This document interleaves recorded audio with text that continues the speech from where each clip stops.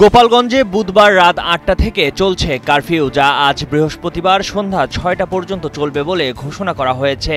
১৬ জুলাই এনসিপির সমাবেশকে কেন্দ্র করে আইনশৃঙ্খলা রক্ষাকারী বাহিনীর সঙ্গে নিষিদ্ধ ঘোষিত ছাত্রলীগ আওয়ামী লীগের নেতাকর্মীদের সংঘর্ষ হয়।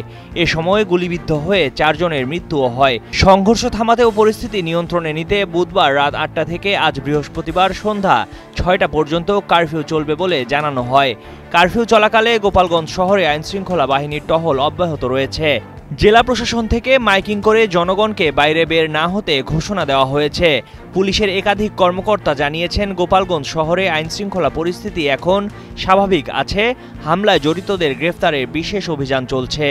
এদিকে গোপালগঞ্জের সংঘর্ষকে কেন্দ্র করে আওয়ামী লীগের একটি সংঘবদ্ধ চক্র সামাজিক যোগাযোগ মাধ্যমে একাধিক পুরনো ও ঘটনার সঙ্গে সম্পর্কহীন ছবি পোস্ট করে মিথ্যা তথ্য ছড়িয়েছে বলে এক বিবৃতিতে উল্লেখ করেছে প্রধান উপদেষ্টার প্রেস উইং।